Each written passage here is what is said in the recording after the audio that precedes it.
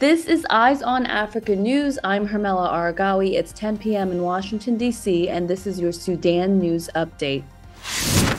Every city in Khartoum state, you can hear the bombs. People in Sudan's capital tell us they are growing more anxious as airstrikes, gunshots, and sounds of heavy artillery continue for the third full day.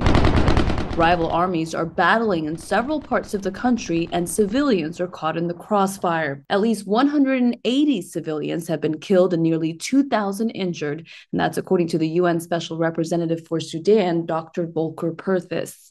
Fighting has been going on almost uninterruptedly. It's a very fluid situation. Sudan has been led by Sudanese Armed Forces General Abdel Fattah al-Burhan since an October 2021 military coup. Burhan's deputy, General Mohammed Hamdan Dagalo, who goes by Hemeti, is head of the Rapid Support Forces known as RSF. Government sources say tensions have been rising between the two forces as Burhan looked to absorb the RSF into the army. We were actually the committee of mediators. We have been working on this for months, trying to avert the war. But unfortunately, we failed, and they started the war. That's Sudan's Minister of Finance, Dr. Jibril Ibrahim, who's part of a mediation committee. He's calling on both parties to stop fighting. They already tested each other, and I think it is high time for all parties to come together and start talking, because at the end, you need to talk.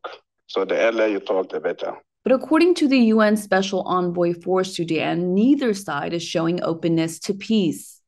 It doesn't sound very much like the two antagonists, the two sides, inviting mediation on a political solution. The UN says both sides agreed to a 3-hour humanitarian ceasefire between 4 p.m. and 7 p.m. Sunday and Monday, but there are indications even that wasn't fully observed. Several people we talked to in Khartoum tell us they are afraid for their lives, so they're sheltering in place. As the battle continues, they're also concerned about electricity outages and having enough water and food. How just what for them for that 2 or 3 days. The Sudanese Doctors Union says they've repeatedly appealed to the parties involved in the conflict not to attack health facilities and keep them safe. But what happened was exactly the opposite. They added that hospitals and health institutions in Khartoum and cities all over Sudan are being hit with heavy artillery.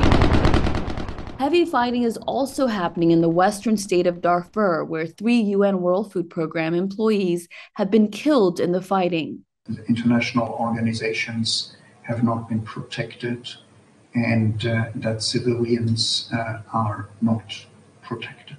The events are far from what many were hoping for at this point. This month, the country was expected to start transitioning into a civilian-led government. Sudanese on the ground tell us they are angry. People knows that they are not, the military and RSF, they are not for the people. We don't want any militias in Sudan since beginning, since the first days of revolution.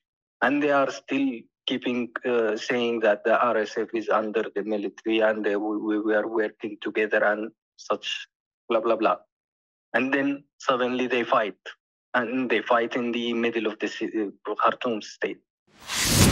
This is Eyes on Africa News on YouTube at Hermela TV. I'm Hermela Aragawi. Thanks for listening. Please support our content by going to eoanews.com and clicking on donate, or become a monthly member of our Patreon at patreon.com/HermelaTV. The information is in the video description. Thanks for your support.